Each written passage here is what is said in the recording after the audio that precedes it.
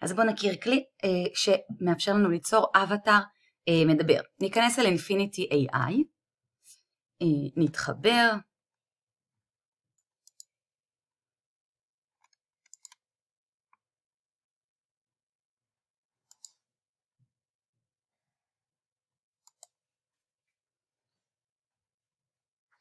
אנחנו רואים במסך 3 חלקים. בחלק הראשון תמונה, שאנחנו כמובן נוכל להחליף ולא להשתמש בתמונה שהם הציעו לנו. בחלק השני אודיו, זה קטע שאנחנו יכולים להקליט את עצמנו או להעלות קטע אודיו או לעשות טקסט to speech, אבל זה פחות עובד בעברית. ובחלק השלישי אנחנו נקבל וידאו שנוצר מהחיבור של שניהם יחד. אז בואו נבקש ממנו. אוקיי, בחרנו תמונה, אפשר כמובן לקחת תמונה של בינה.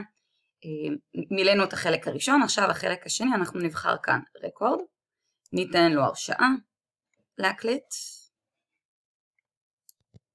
אוקיי, הגדרנו שאפשר. רגע, נעשה מההתחלה, לא, אנחנו לא רוצים את מה שיצא לנו עכשיו, נעשה רקורד שוב. בוקר טוב, בואו נצא לקניות היום. וברגע שאנחנו העלינו את שני החלקים הראשונים, אפשר כאן טיפה להגדיר דברים.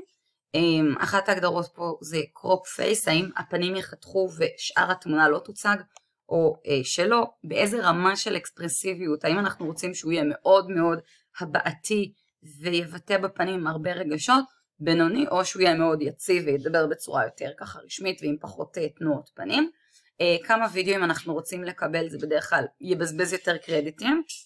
כאן למעלה אנחנו רואים כמה קרדיטים יש, וכל סרטון לוקח כמה קרדיטים, אז אם נבקש יותר אז יעלה נגיד ביותר, ולוחצים submit to queue, כלומר אנחנו מוסיפים את זה אל התור, ובתחתית העמוד אנחנו נוכל לראות את זה בהיווצרות.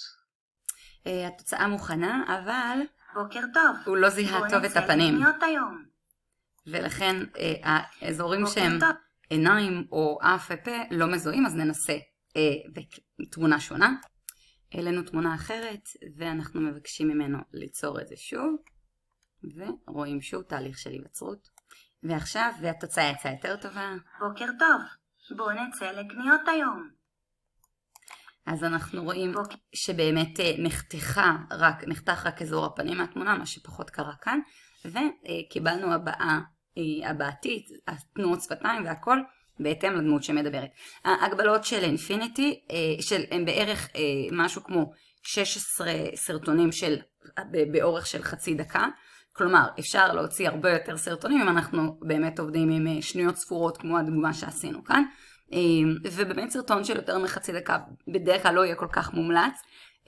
אנחנו לא רוצים שהוא ייתן הרצאה, אלא שזה יהיה בקטעים, שזה יהיה משולב בתוך משהו אחר, אז זה יחסית מגבלה נדיבה, ובכל חודש הקרדיטים מתחדשים.